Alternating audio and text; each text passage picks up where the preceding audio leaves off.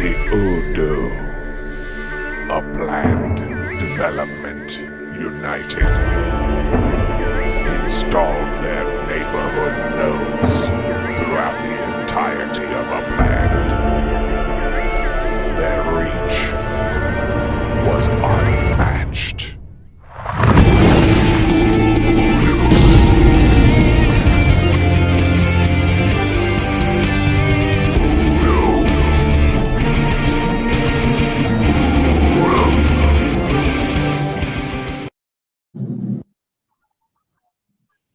Okay, today we're here with the UDU and UDUA meeting. This is kind of meeting number 10B. A few of the crew got together earlier in the week for a chat, but yeah, this one we'll record this one and we'll put it up for all the members to check it out. Again, it's going to be a pretty loose meeting. Lots to talk about. I've been kind of out of action for a week.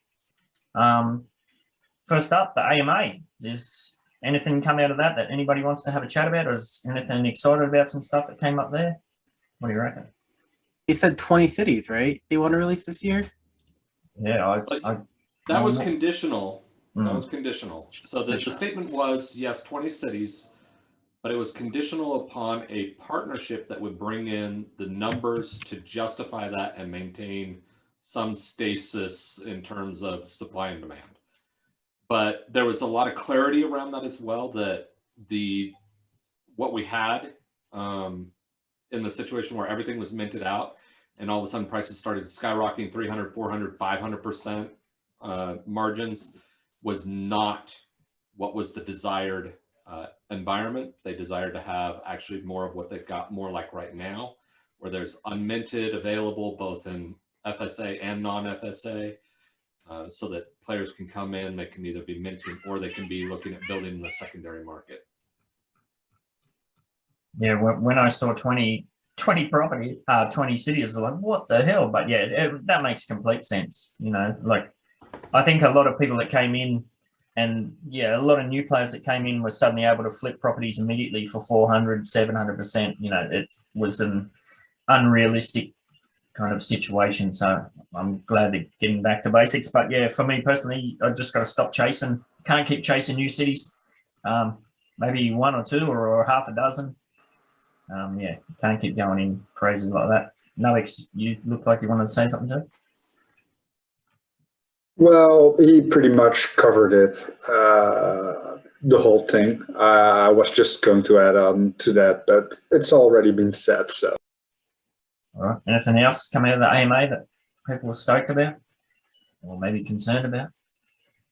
Well, kind of concerned with fiat out, but at the same time, I'm excited that everybody's getting in. I mean, I wasn't in before, but I guess I'll get an invite pretty soon. But yeah, it's scary as well. I mean, it could ruin the economy for a bit, in my opinion. I think we'll see a race to the bottom for a while, but like anything, it'll sort itself out. I've only just started playing around and had a few sales go through myself. I look at that and see it as an opportunity for us, in that as there's the race to the bottom, you know, they're going to have people who are not looking to fiat out. The prices in the UPICs are going to have to drop as well. So if you're looking to get in on some of those areas that have been harder to get into, or getting a collection property, that's going to open that door up for us to get in there. Yeah, for sure. It's I just wonder what it's going to do to the new players. Like if people are already struggling to move properties, what's that going to do when everybody's doing fire sales? But we'll see. I mean, like talking to Locke last night in the main general channel, I was surprised to read that he hasn't sold a single property. So you know, there's a lot of players that are just grabbing on and holding on. So, you know, might shake out some of those loose hands, those weak hands, see what happens. I'm kind of curious to see if they have any restrictions, like how long you have to be in the game before you can do it. Because if you let them fiat out right away, then, I mean, we have problems with multi-accounts right now. That's going to go through the roof. You know, it's going to get worse. Yeah, you'd basically be printing money if you get in through the Brave browser or whatever it is, and you get your 6,000 UPEX. And if you multi-account referral link and you know, put in $100 or something like that. And you a money printing machine. Yeah. Yeah. And then there's going to be like tons of dead properties. Like, so, you know, hopefully they figure that out, you know. Yeah. Like there was a question about changing UpX into like having an exchange for it, and he said no, that that wouldn't be possible, but almost it sounded like there would be an option for like a crypto out, not necessarily fiat out, but in the same way of fiat out, but you just instead of using fiat but using crypto. Did anyone else catch that? Yeah, he did mention that. It would be basically the same thing, but they would have to find a different partner because their current partner is not in the crypto space, actually. That one from Second Life or whatever. Yes, correct. Yeah, right. Yeah. Yeah, and I haven't taken any money out myself. I still have my USD balance in there, but from what I understand, you get hit with a pretty hefty fee when you withdraw as well. So hopefully the crypto side of things might negate that a bit. But then any of those kind of exchanges that you do, like in your live wallets with crypto, you end up getting smashed with fees anyway. So Sure. Let's see what happens. All right, anything else in the AMA? One thing I guess that concerned me is what was not said. While I am excited about the cars, I'm a gamer. I like gaming mechanics, and they seem to be very excited about partners, and they're very excited about businesses, but they're pretty non-committal about adding any actual mechanics to the game to make it a game that has more active play, and that concerns me. Because honestly, I don't understand how businesses, like if you create a business where you sell a product, where you have to go through a game to travel there and all that, isn't it easier just to sell it on the web? Like it seems like a solution for something that's not a problem. But so I don't understand the business part of it, and they don't seem very concerned about the game part of it, unfortunately. Yeah, that's something we've been begging, crying, screaming for more gamification for, well over 16 months, something like that. Yeah, even simple things like we said ages ago, like with your block explorer, the direction, like it used to be you used to make a bit of an urchin. You'd go here, there, trying to go everywhere, and it was kind of fun to make your urchin. Now we don't even that. So we always said, why don't you make it, you pay 20 UpX and, it kind of spins around and you got to push it at the right time to get in the direction or something. There's 1,000 little things like that they could possibly do. But like you said, the focus is elsewhere. Yeah, I don't know. It's becoming less of a game, I think. So, Octo, you got your hand up? They actually did talk a little bit about the cars, about the conversation that you and I had. What are we supposed to do with our cars? They said, yes, you do have to park it on your property. And if you're driving it to a different city, you have to have a place there that you will be able to park it. So either, I guess, your own property, or maybe people are going to be able to have a parking lot and rent out spaces. They didn't necessarily say that. But at least we do know, no, we cannot park it on the street like you and I were thinking maybe we could. Yeah, it's interesting, especially when we're talking about, building out Midtown Terrace. We're going to have to think about that. There maybe I'll have to block off a section in what is up in the business area, and that's going to be our car park or something like that. I know our parking deck, yeah. Yeah, Screw and I have talked about an area where we're building our first ones, like across the road. We're going to put, a space for a car park there. But if we've got 50 members and they've all got 3 properties, they're going to want to build on those 3. So, we'll have to come up with some sort of plan. I'll probably talk about that a bit later, but yeah, that's going to be a thing. With the AMA, with businesses, as Reginx was saying, one of the questions I asked was about having to build twice. Like for my business that I want to get going as soon as possible, I need a property on my business. My whole business has been built around a property address, basically. Everything, Midtown Terrace, everything, UDU, it's all came from one particular address. And, if I want to get my business up and running, I have to basically build an apartment building there that's going to be temporary. Well, that's going to take a crap ton of spark, ages to build, and then, you know, it's going to be defunct. Well, what are you supposed to do in the meantime?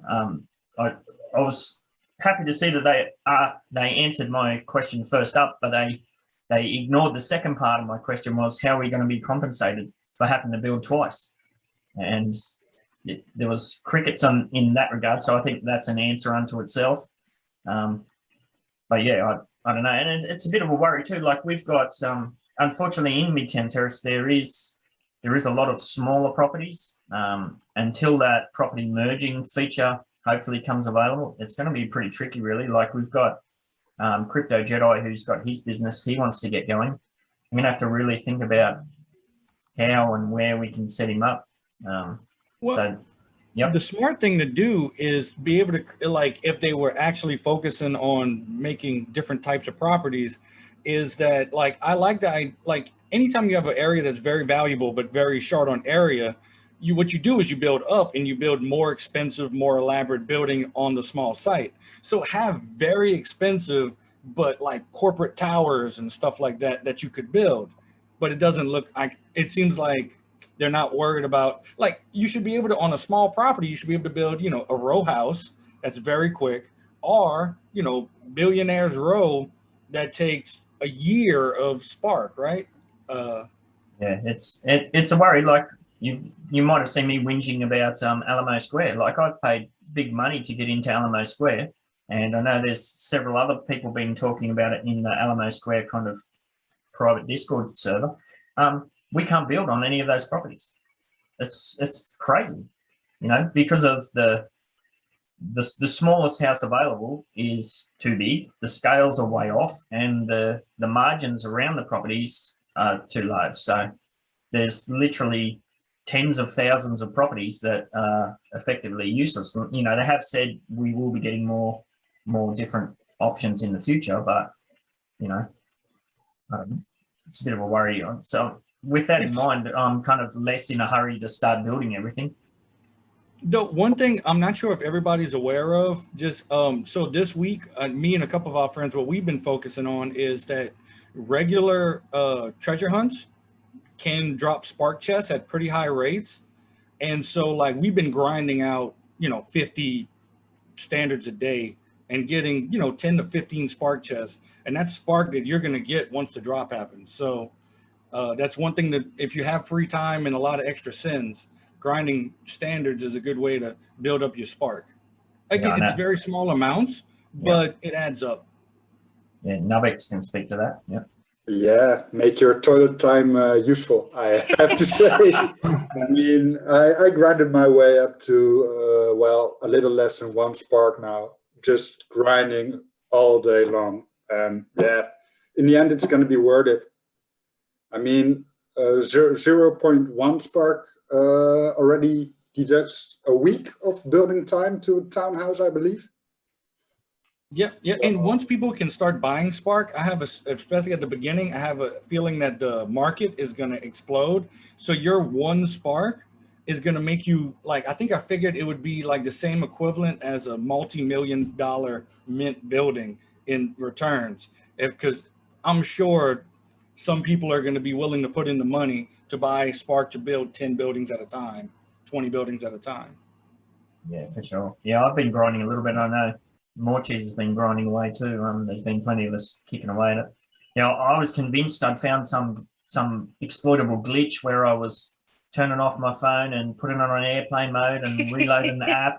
And because I got like 5 chests in a row, and I'm like, oh, I'm onto something here. But then apparently that's pretty normal. There was lots of people getting a whole bunch in a row. But yeah, it'll be interesting to see. Anybody else want to speak to that as far as the spark allocation? I'm a bit concerned, maybe Nubex, you'd know this as well, like there's been so many little events and competitions and stuff going over, geez, I don't know, probably 6-8 months or something like that. Everything's like a 0.1 spark. I think there was one competition there that I won that was 0.5 spark and 0.01 spark, but there's no tally anywhere. No accounting, not at all. Yeah, the team could turn around and say, well, here's your spark, and you might think to yourself, hang on a minute, that seems a bit light, but there's no recourse to argue the point. So that shall be interesting. I'm sure there will be a lot of drama associated with that as well. We'll see how we go. I asked that very question in the technical AMA and crickets. Yeah. That they were really good about saying about where it will be in the game, but as far as where it's tallied, where it's recorded, there was nothing. Yeah, I think there was at one stage there was like an Excel document got shown. Hopefully, it's a bit more technical than that, but we shall see. And I can tell you just by the way humans work is 90% of people will be like, that's not as much as I earned. Everybody will think that they got less than they earned. Yeah. Yeah. And if there's no, visible accountability, like we've seen what already happens with the wheel of names and that sort of the drama that gets associated with that. And now you're talking about high stakes Spark. Yeah, it won't be boring, put it that way. Yeah. Alrighty. How about? Oh, sorry. You start collecting screenshots of those chests that you get. I don't know. Yeah, I took a screenshot of all of mine. Did you? Did you? I did. Yeah. That's not a bad idea. I mean, I'm sure there's people. It's all recorded. So as far as those chests, it's not as big of a deal as you might think. There is information. There is a way to get to it. I have seen it, and it does say Spark chest. It doesn't. Yeah. It's not a random. Okay, they did. They didn't. All that information is actually recorded in the logs. Yeah, so. This latest round of things, I think that's pretty easy because it's all on the blockchain. The trouble is all the competitions and stuff that have gone beforehand, where I'm pretty sure we're still waiting on block explorers and things like that just get forgotten about. Everybody comes up with a good idea, but yeah, as Regine said, who's keeping the tally? Where is it? Show me how much I've earned. It should be there soon because they have updated the roadmap. And I mean, even though perhaps they did not talk about it in the AMA, in the roadmap, they actually say that in the second quarter, there will be a car NFT. I mean, it's on the roadmap there. And also what I think is very interesting is that they are talking about an engagement Spark reward. Did they talk about it in the AMA? Because I did not follow that they will reward Sparks based on their progression in the game. Yeah, that was talked about from the very first moment where they mentioned the snapshot. The snapshot would be, the Spark allocation would be based on your status at the time of the snapshot, which I think at October last year, I'd only just turned executive. But it was also, as you said, there was an aspect of engagement. I mean, that's pretty open to interpretation. How do you judge engagement? I'm not sure. And we've had so many community people, like all of the people that were the community leaders from the team, most of them have changed over. So, yeah, I don't know. Again, shall be interesting. All right. But yeah, I think they said that that's going to be dropping tomorrow, right? Like they said at the end of Genesis week. Yeah, that's why I kind of wanted to push this meeting to get together and have a chat, was to, kind of make a plan for when that happens. Maybe we could talk about Chicago briefly. I know personally I went a bit bonkers, as I tend to do, a bit overboard and a bit all over the place. But I was kind of going for a couple of personal targets in regards to property counts and that sort of thing. I think as a group we kind of dropped the ball there a bit as far as coordinating to get a node or whatever. But these things happen. We'll live and learn. See how we go. How'd everyone else go, Chicago? So I'm pretty much a pro. I made money like with collection, so I had 100K to work with. I'm really proud of what I was able to get done. I got 8 Wrigleyville on Alta Vista, which is like the first historical district of Chicago ever made. And I got lucky with that because when they did the second release, they did 20% of properties. I don't know why, but like I guess because they're so small, because they're only like 8 to 11 like UP squared, they all released. So I went ahead, left my post on Lakeshore Drive, and I ran to Wrigleyville. Grabbed those, grabbed the historical church, grabbed my 2 Gold Coast, which I sold to Nemo because he had a connection with it in real life, so I sold it to them. And then I bought a few West Loop, 1 United, because I remember hearing that might be a node. Then I bought in Chinatown, Little Italy, because you can never go wrong with those. Nice. Well played. Octa, you did really well on those Wrigley rooftop bleachers. I was impressed. You got Murphy's too, which was very good. Yeah, I grabbed a couple of Gold Coast ones that I was pretty happy with. And then, yeah, as you may have seen, I got the Gallagher house from Shameless. That was pretty fun. I'm going to put a video together for that. I did kind of snipe that out from underneath ENX, but, you know, all's fair in love and minting, as they say. Anybody else? Any horror stories? Any successes from Chicago? Well, yeah, I minted three Frank Lloyd Wright houses, and I already sold one for 500,000 epics. So I'm ready for Cleveland pretty much. You sold it. You weren't willing to hold on for the speculation for the collection? I know, but I was out of epics, and I just needed some to mint in Cleveland as well. And it's always good to have some cash at hand to buy. Indeed. So yeah, that was pretty much my intense experience, having a minting fight with Dracula as well. Barely beating him. It was like, oh my, some of us is gonna get it, but Jack's shaking his head. I guess you got the raw end of the deal, mate.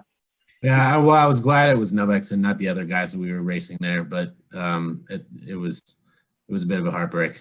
But yeah, a lot of properties in Beverly now and Longbow, Bow, whatever that's called. So yeah. Tommy, you look like you wanted to say something.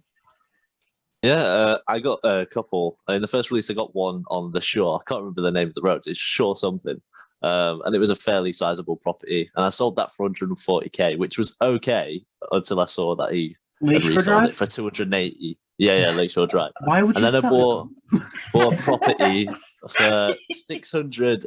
No, it was 600 and something UP2. I took a loan out for that one. It was like 10% payback. I thought I'll make the money back. And then I sold it to Big Nick for 650K. I invested all that money into like slums, so like 2.3K properties. I got like 300, 400 just dotted around Chicago, and I'll just wait till the floor rises and sell them for a bit of profit. Yeah, I think that's with patience. That's easy 2x easily. Yeah, I pretty much did the same thing. Lazy Luna was going off last night saying, because I said I dropped 2.5 million and I had 500 properties there, and he's like, "What? How's that possible?" I was like, "Yeah, because it's all slumlords." Yeah. Yeah, same exact. Mine's a tale of two, where I feel like I got a couple good buys, and then I'm looking at them and I'm like, I have about 70 or 80 properties, and I'm like, why did I buy those? It was like 3 a.m. and I'm just like looking at stoplights and crosswalks, like, and just buying stuff. But I got Park Tower, which is like the 4th or 5th tallest building in the city, so I'm happy about that one. It's on Michigan. And I got Loyola University Tower, and I got a couple of a Printers Row. I'm big into Little Italy, so I got about 50 Little Italy. But then I slumlorded and got about 150 South Chicago, just in hoping that that's going to be like the Harlem of Chicago. Yeah. A couple Wrigley Fields, but yeah, I got some that I'm really like, I don't. Oh, and I did get like 47 Michigan Avenues way down in like Pullman. I think those, I'm almost thinking about flipping those at the last minute, just in case Michigan Avenue ends up not being a collection. I'm so scared. I'm going to be stuck with all these that had value and lost it. So do a half and half, perhaps. Never all in, never all out. Yeah. Yep, exactly. So I did okay, but I spent 2.5 million, and now I'm broke. It's fun to be broke again. I haven't been broke in like 3 months, so it's nice to have to hustle and do treasure hunts and stuff. Nice. There's one thing to talk about there too, is the minting algorithm. Did anybody work out the trick for that? I know I posted it. The more you mint, the more you get screwed, basically. Yeah, I found out pretty quickly that if I just reset my phone, it would clear it out. I probably should have played around with going on airplane mode and reloading the app. But once those slow-mo ones kicked in, where you do the 3 buses and then you have to do the other one and then the other one, and it's all slow-mo, I was like, oh, frig this. So I'd just reset the phone and I'd be back to the tick and flick. So especially when I was minting, like, as you said, Reggie, 300 and something down in the south end, it was just excruciating. I didn't find any tricks. It's yeah. I whinged in the main channel. I think it's very weird that you're punishing your biggest spending players, making their user experience worse and worse. I mean, I get it that they want to level the playing field a bit as far as the first minting goes, but if you've got the money, you should be allowed to spend it.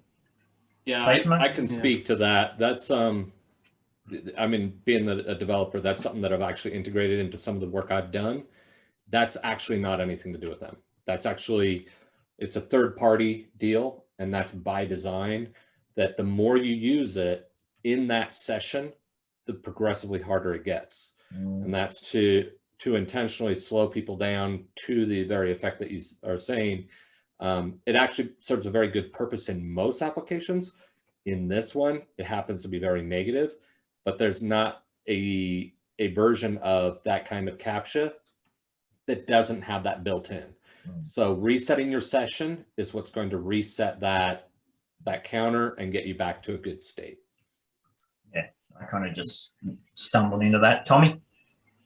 Yeah, I saw the video that you posted, and that was just ridiculous. I didn't though have anything like that. I had a few that was maybe 2 captures that I had to do, but the general sort of thing was actually rather easy for me. I don't know if it's different depending if you're on a laptop or on a phone or different operating system or something like that. But I'm on Windows and I didn't have too much of a difficult time, but it obviously wasn't the best.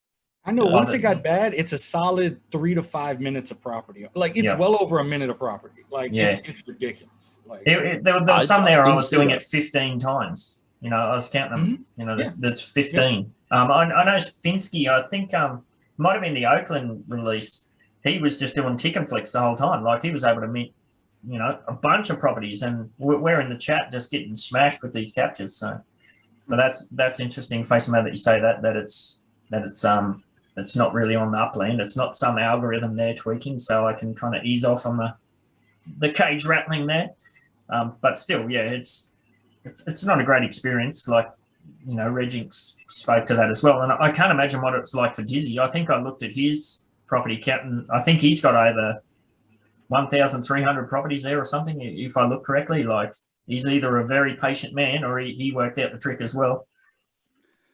In the UCM channel, I don't know who said it, but someone said if you logged into your Google account, the amount of CAPTCHAs should also decrease, or at least be a little less than what we experienced.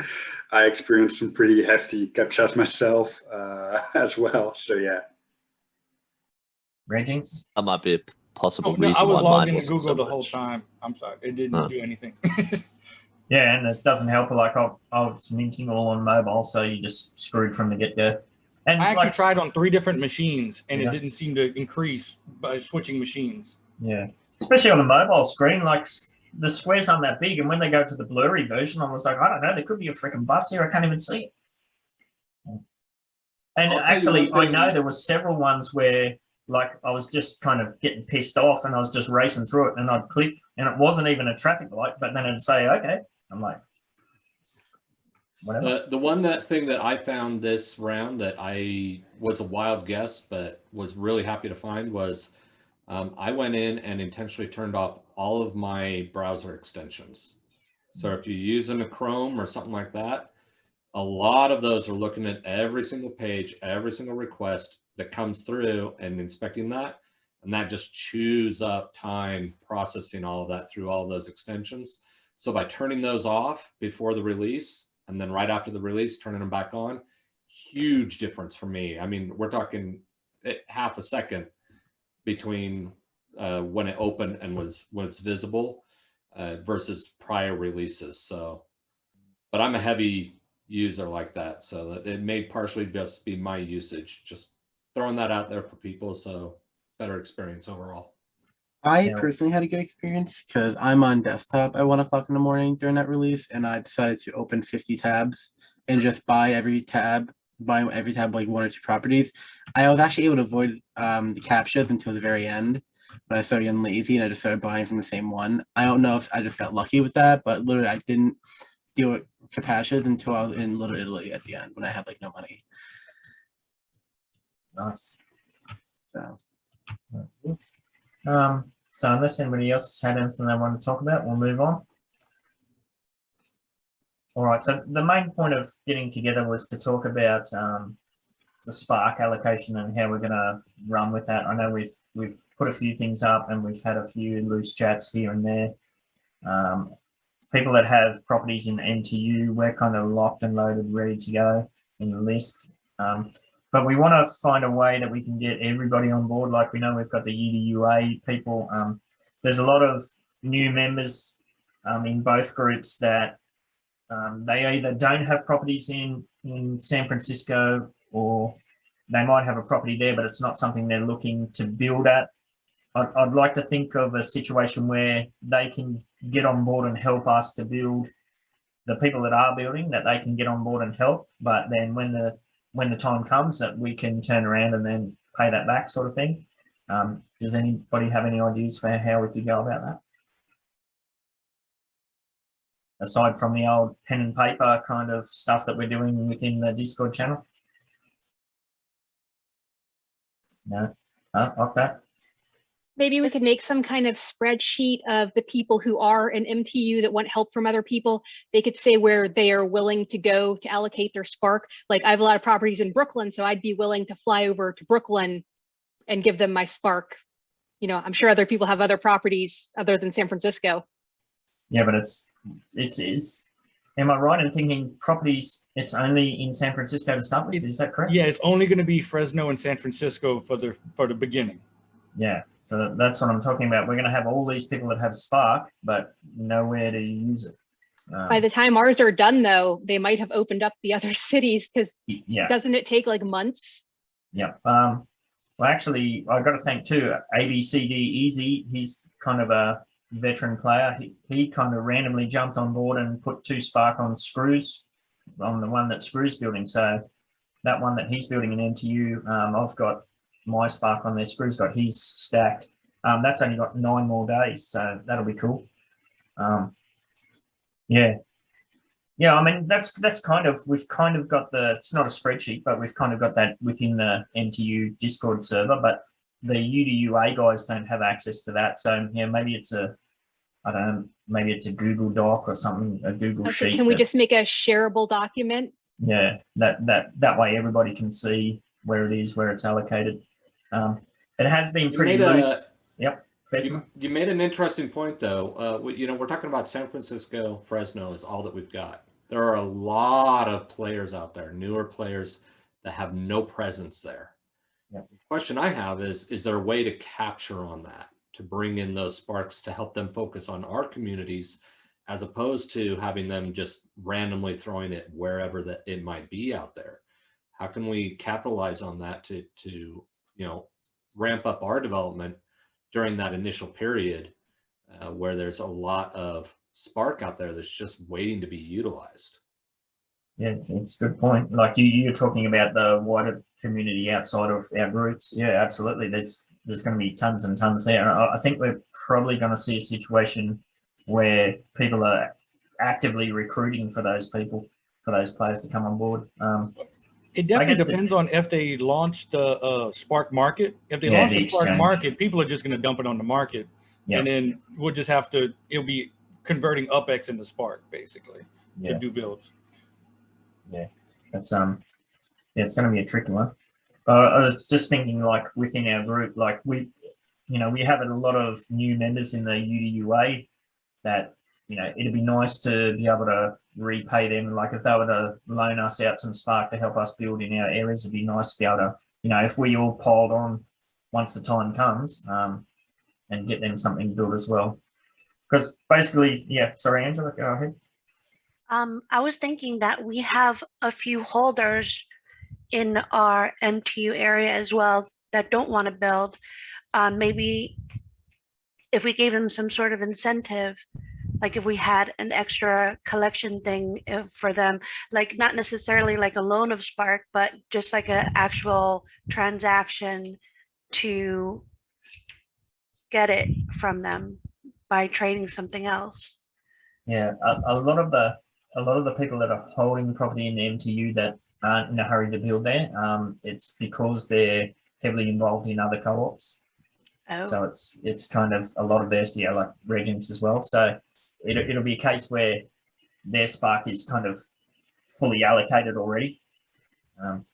I think you know, like Regents, myself, you know, I think there's a few other people that, you know, we have ties to a whole bunch of other places that we'd like to build in, and it's just going to be a matter of working through them. But as we're kind of talking about, it's those players that don't have any real connections that are sitting there with, you know, they might only have like 0.4 spark or something, and they can't do a lot with. But as Nubix has talked about, that 0.4 spark, that can make a difference to what we're building.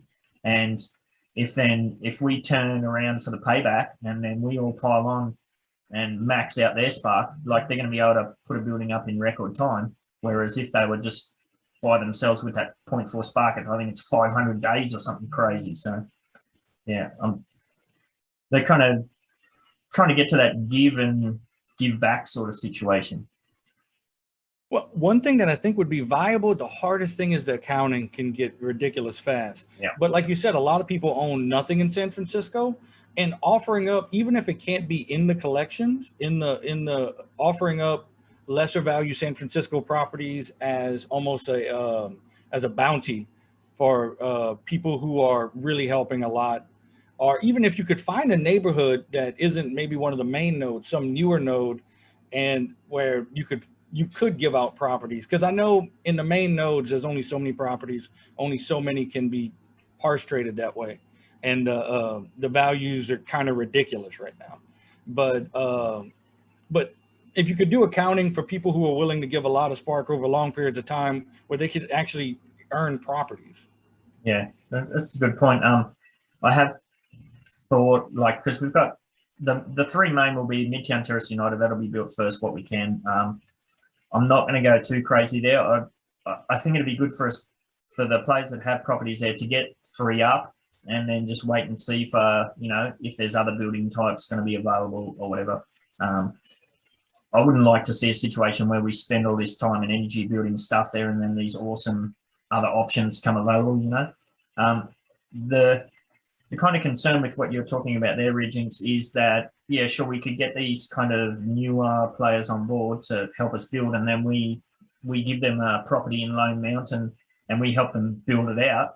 And then depending on how keen they are in being involved with us, they might just turn around and flip it. And then not only have we lost a node property, we've kind of done ourselves a mischief as well with, you know, the spark allocation. But that just gets back to trusting people and that sort of stuff. Exactly. But that's the point. You do have to make judgment calls on people, and that's well, just the way it is. Yeah. I do recall that somebody was saying earlier that we bought a whole lot of why did I buy that in Chicago? And that might be a better option, is to offer those up where, you know, maybe they're not a huge value, but to some of those players that we're talking about that are not necessarily people that you're wanting to invite in necessarily, but hey, let's give them something back for what they're giving us. That's a better option. Yeah, well, that's a good point, because we've put those community nodes out there, and there hasn't really been a focused purpose for that. We knew that we'd loosely want to do something. Well, yeah, maybe you're right. Maybe that's a purpose right there. Maybe it's a case of then you help us build with your spark now, and then when the time comes in your city, we'll help you build. We'll pile on and build in your community node property.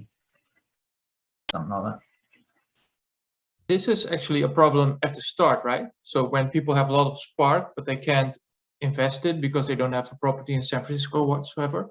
I'm also curious what will happen when we can invest our spark in different cities, because I mean, DJ has his Diamond node. I mean, there are also other nodes. It almost feels like there could be an internal UDU competition regarding the spark investment. I mean, is there some coordination, or do we have some ideas about that? Maybe we can do this after this first topic, which is basically based on the first problem with spark, or challenge with spark. Yeah, I might be able to, because I know the UDUA guys that are here, they might not have seen it. I'll just share screen and let's see here. Okay, can you see that popped up there? So this is what we've got in the UDU server. So this is for the Midtown Terrace United, how we're going to be building that out. So we've got a key here.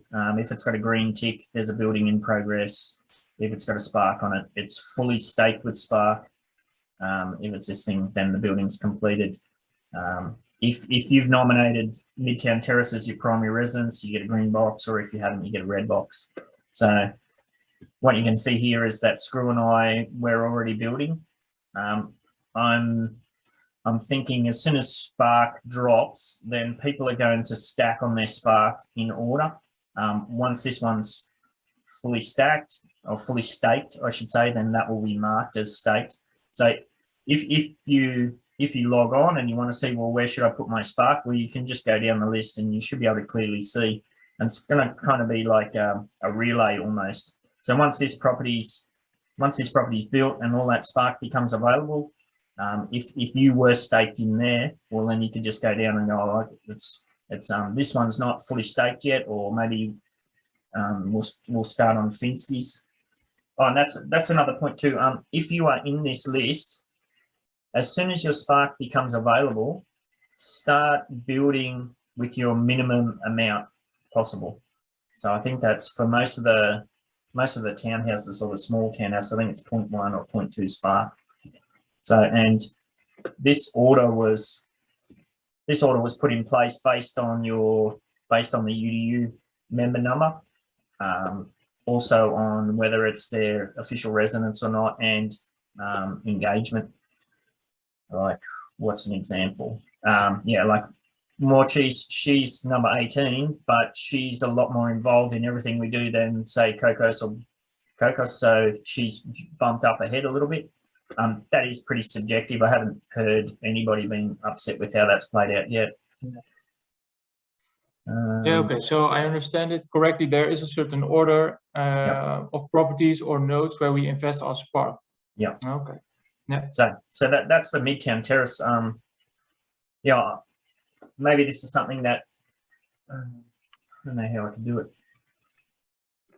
Yeah, there has to be a way that everybody can see this information. So whether that's another Google Doc or something that everybody can update live, because at the moment I'm the only person who can edit this post, which is not ideal. Like, you know, when I'm sleeping and somebody's going to come in and say, oh, I want to put my spark here, but it's already allocated. Or like we're seeing this week where I've been out of action for the whole week and nobody can update it. Does anybody have any questions about this sort of setup? Just a personal question. Where is it I need to list my properties to get onto this list? That was in this one, I believe, just the Midtown Terrace. Okay. Oh, maybe, yeah, the residential. Oh, you can just DM me too and I'll patch it in. Yeah, will do. Or maybe it was that one. It might be the Midtown Terrace United chat. Yeah, it was one of those. If everyone's trusted in the server, you could probably set them to like emojis that they can react to instead of them being like these static images. Yeah, or maybe something like that. Yeah, I just think too, because you know we want to get the UDUA guys involved as well. So yeah, maybe we're better off switching to a Google Doc and then everybody can live update it or something like that. I don't know. Did anybody have any input on that? But yeah, basically that's how we planned it. So it's going to be like a bulldozer. We're just going to roll through. So with this system, the way it's set up, we're hoping that we should be able to pump out, 2-3 buildings a week once everybody's fully piled on and once the ball gets rolling. And once Midtown Terrace once all these ones in the Midtown Terrace list is done, then we'll move to, if there's players that have properties in Balboa Terrace, we'll roll through that, Lone Mountain roll through that, and then we'll just play it by ear. And then obviously if, depending on how quickly Oakland or whatever opens up, then we'll have to readjust. And it may be a case that we have 2 separate things going on, or, I'm not sure how it's, we, as Bocchio said, we don't want to get involved with internal conflicts. Maybe it's also good to have a sort of central place where we know which player in the UDUA or UDU owns a property in a certain node, because then you can reach out more easily to that player. Yeah.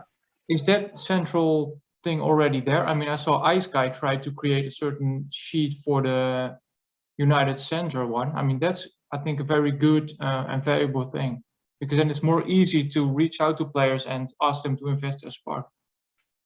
Yeah. I'm not sure how to go about that with the two separate groups. I'm open to ideas if anybody has an idea.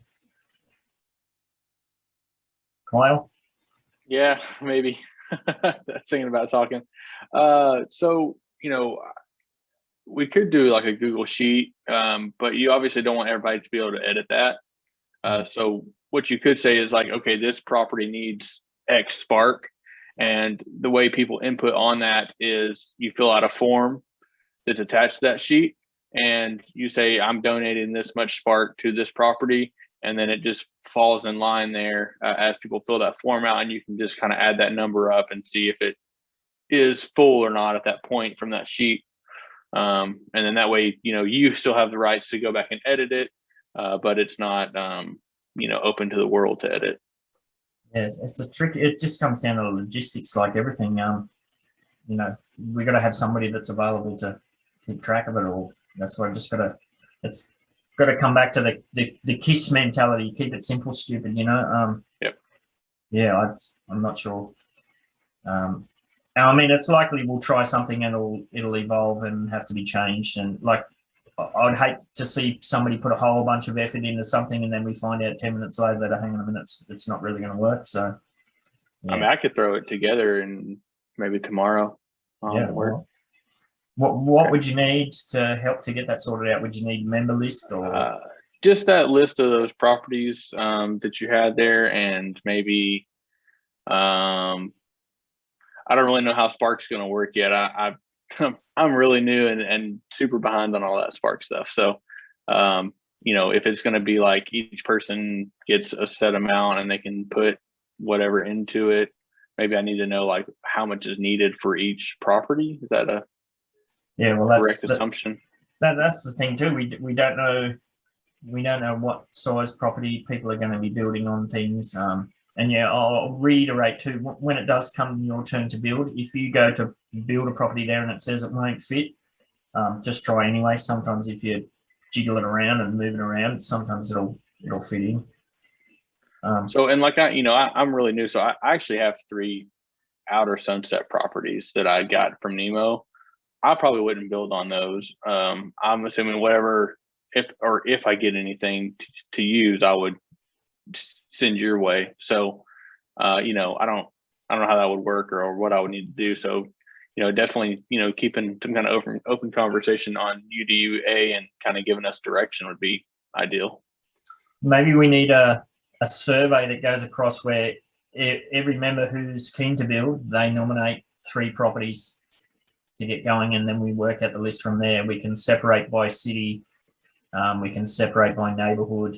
And then, obviously, if Brooklyn comes online to be built before Oakland, well, then we stack on there first, that sort of thing. So maybe that's, like I said, maybe there's that background information we need first. So I don't know, what do you think? Put a survey. Look, that's kind of what we did with the Midtown Terrace thing. I said, send me a list of 3 properties you want to build on, and we kind of worked it out from there. So maybe we need to throw that out a bit wider. Any thoughts on that? No, all right. We'll do that as a start and see how we go. Anything else anybody wants to touch on as far as Spark allocation? It's all a bit up in the air. Is there somewhere that shows like all the buildings of Spark and what it costs to build? And does that change depending on the actual property? Yes, it does. I don't know. Does anybody have a... You can actually, if you have a property in San Francisco or Fresno, I'm pretty sure you can look at them right now, but you can't build anything. That's what I've been doing, just to look at it. There's only 4 out. I remember them saying they wanted 10 for the global release. So hopefully, like, if you can't build, I can even post a picture if you want. I'm also in UDUA, so maybe later on I can just post a picture of what they show you. Because I have one property in Outer Sunset that I wanted to give away. So But in the app, if you go and you hit build, you should be able to see it. It's in other cities it doesn't. It says locked out of that city. That's why only San Fran really lets you do it. Yeah, I can pull up that image in a second. If somebody wants to talk about something else while I get that organized. Sing us a song, more cheese. The Cleveland neighborhoods are showing now. I don't know if everyone's seen that or not. Just playing with the maps.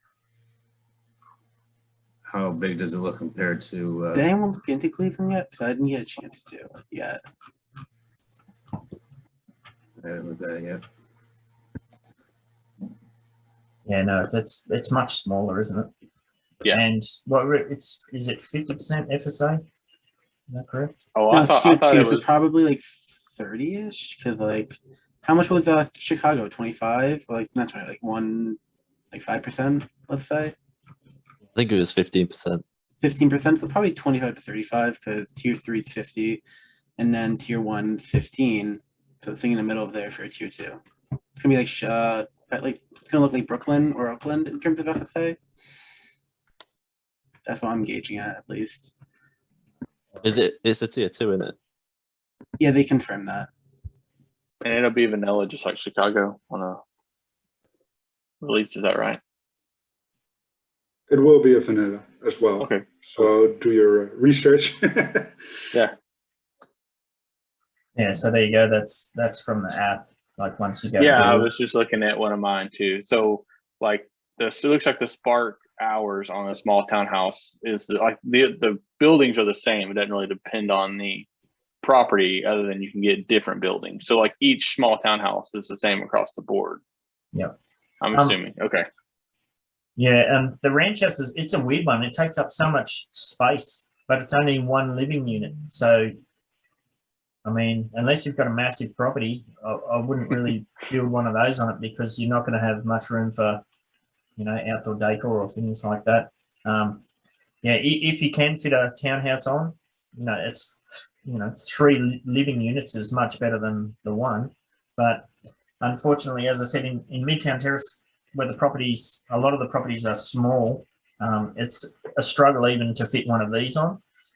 If you're somebody who's bought into Midtown Terrace for your UDU membership, and those are the only 3 you have, if you find yourself with one of these properties that you can't even build one of these on, let me know and we'll organise to get you moved around. We'll do a swap or something. We don't want to see people get shafted like that. Unfortunately, it's one of those things where you go into the app and you look at the street view, and there's clearly buildings there, but for whatever reason, like I said before, the scale on these is way off, and the Asian, it's way too big. But yeah, always build as big as you can. Most of mine have been able to fit one of these on, but yeah, there's not a lot of room for anything else once one of these bad boys is on there. I have a feeling one of the reasons they have the ranch houses is because, since they always talk about how they want to keep it realistic, some districts or even some cities might be locked out of taller and bigger buildings. So I can see like Fresno and Bakersfield, where ranch houses or a small townhouse is like your only option. I can see that being an actual logistical issue, and as to why you have these 4 options, at least right now. Yeah, I mean, it's kind of, they keep going back to this realistic thing, but Human Sim, like your background, that's what kind of Midtown Terrace looks like. If you look at Midtown Terrace, it's all these tiny 2-3 story townhouses that are close together, but we can't build a small townhouse. It kind of makes no sense.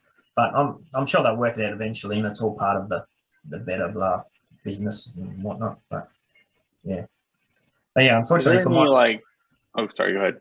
No, you're right. Go, Paul. I was just going to ask if there was any actual reasons, or people saying that you could, if you bought 2 or 3 properties that were touching, are you going to be able to build a larger property? Is that confirmed or not? You would. They keep talking about it. That yes, it's going to be a possibility, but there's no clear time frame. That could be 2020. God knows when. There's also a technical issue there. And that is, if you have 2-3 properties, one of the things they mentioned is that the property that is built is attached to the property. So if you have to go and split that up or join that together, we don't have any indication of what happens to any building that already exists. Does it then go with and attach to the 3 as a one new property?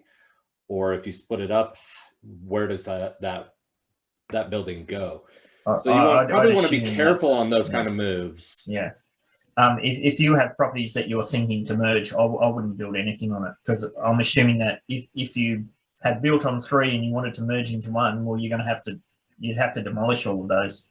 Because if we go back to the NFT side of things, what you're essentially doing is you're burning. If you have 3 lots and you want to merge it into 1, you're burning 2 NFTs. Basically, is what you're doing, and increasing the other one. So, yeah, that's why I say with all of the building that we're doing, don't go too crazy in any one area. Get your 3 up or whatever, and spread things out a bit. Nubex, you look busy. You right? I'll stop the video. I'm trying to. Are you working? Yeah. You look like you're concentrating on something. I was like, oh, he's got something good to tell us. Yeah, the first clue of the hunt. I'm terrible at this, but I'll just. No worries. Yeah, so I mean that's something that's all yet to play at as well. We'll just have to wait and see how that goes. But other than that, we'll see how we go. So we've got a few things to follow up on. I need to organise a property survey. What else did we say? We need to get have an idea of how we can use our community node properties as kickbacks or paybacks for building. Anything else I've missed? You good? Anything else anybody else wants to touch on before we wrap up? No, all good. Alrighty, well, thanks everybody for jumping in. I think it was good to get the UDUA guys involved. We might look at doing that going ahead. I mean, there's nothing really that we talk about in the UDU meetings that doesn't go public anyway, so there's no reason we can't get together. Especially with I know HB Smitty, he's taken a back seat. Well, actually, that is one thing I wanted to talk about. The UDUA hasn't really turned out how we first envisioned it would. But we made it pretty clear. Well, I hope we made it clear that was going to be an evolving process. At the moment, it's basically just a loose group where we talk together and help each other out a bit more. I think, was it you, Facemo, we were talking about last night how once the community group explodes, like assuming this 60 minutes interview goes ahead and suddenly we're talking about 100,000 people in the server, it's going to be a case of chaos in the main Discord channels. So these kind of splinter groups have kind of become more and more valuable, I think.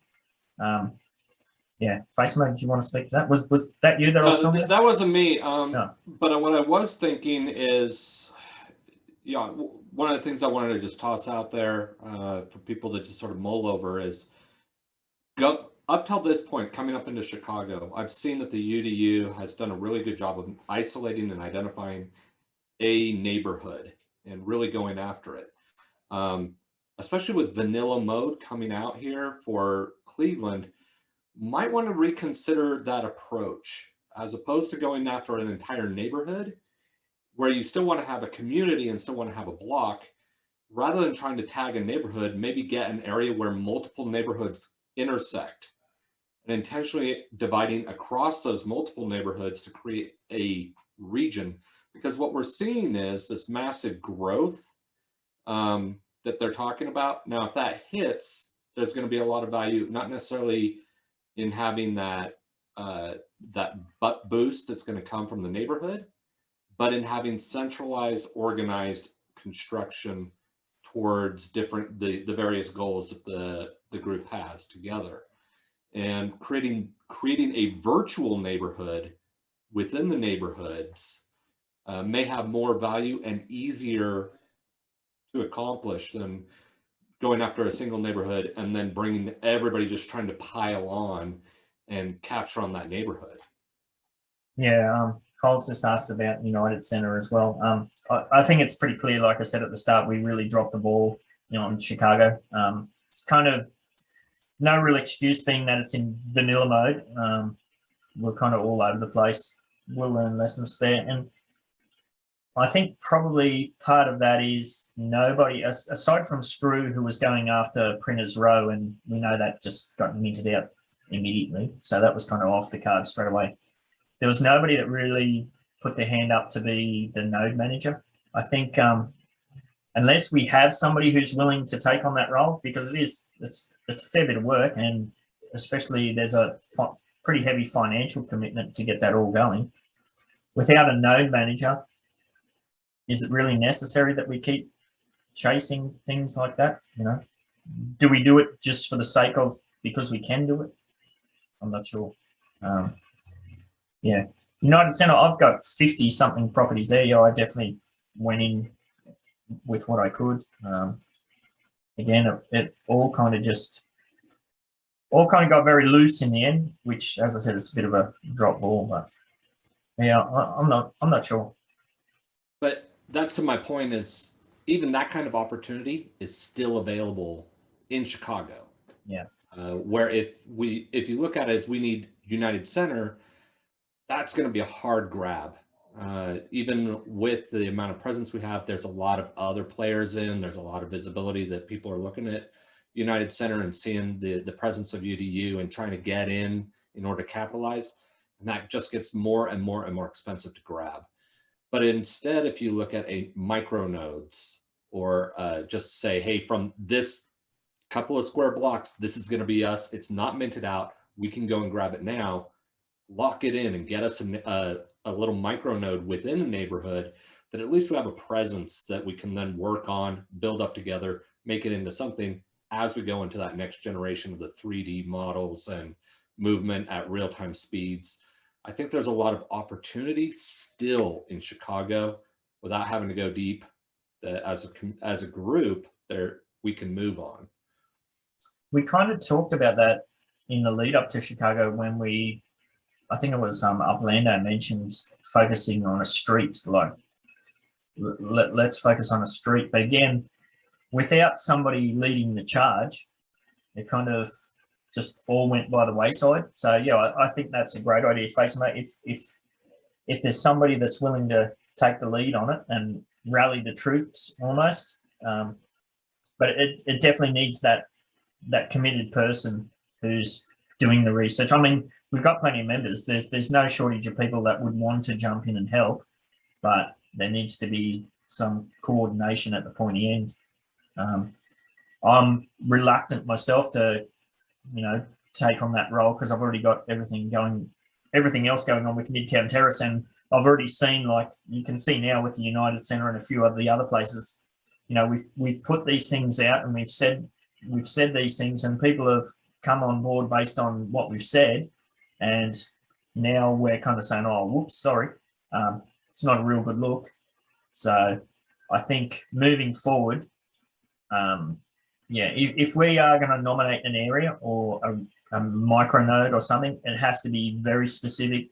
It has to have somebody controlling the charge and rallying the troops. So, and that could be anybody. You could be in the UDUA, and if you're committed and you find an area and you say, hey, I want to do this, like, yeah, let us know.